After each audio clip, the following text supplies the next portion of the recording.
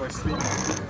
For 3 days, we followed him all over Rio, a welcome distraction after what has been a really difficult few weeks for the royal family, giving us more of a sense of the style and focus of the heir to the throne, with William even talking about leadership or the lack of it. You need a really good leader to action it, and then it stops flowing. But if we wait for good leaders all the time, we're going to be waiting a very long time. And I've got to work out how do I speed that up. And you guys are my hope, because the more I can get you guys to come through. No, I mean it. You guys, you've got the confidence, you've got the passion, you've got the ambition. That's what it needs.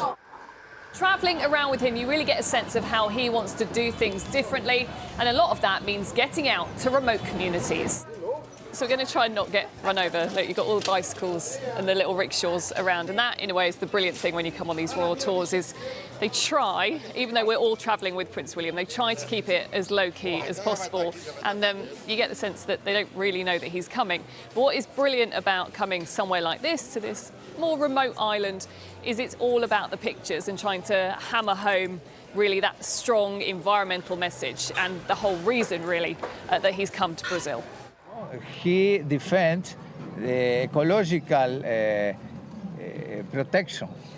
And Paquetá is a symbol of the simplicity, and ecology is synonym of simplicity, you know?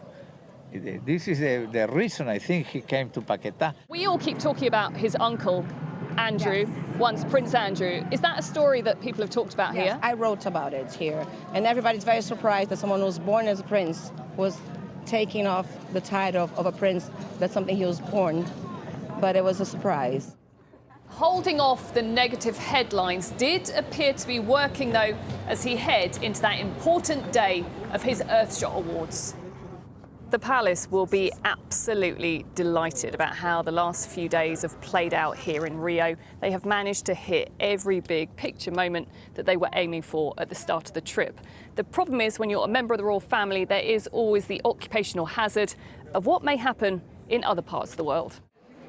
And so as he celebrated his Earthshot winners and then jumped on a plane to Belém for COP30, the UN's climate conference, just as he was delivering this speech, understand that we are edging dangerously close to the Earth's critical tipping points, came this news with that letter from America, a US Congress committee asking his uncle Andrew to answer their questions about Jeffrey Epstein. My view, and this is not about the individual case, more broadly, is that anybody who has relevant information should always be willing to give it to whatever inquiries need that information, but the individual decision is a matter for him. As a man who we're told wants to be seen as more socially engaged, you would maybe expect William to publicly acknowledge what has been an awful time for the monarchy. But there are two main reasons why he wouldn't want to stoke the narrative around this story. The first is an obvious one. It would, of course, overshadow his work. But then potentially there is another. For a man who's talked a lot about this issue, he is possibly considering the mental health of his own family members. We talk a lot about this being an institution, but ultimately at the heart of it has been a family trying to grapple with one of their own, having some serious lapses of judgment and then having to suffer the consequences of that. And yes, while Prince William now is taking on more responsibilities as a global leader, in the end it will always be his family and their feelings that will come first.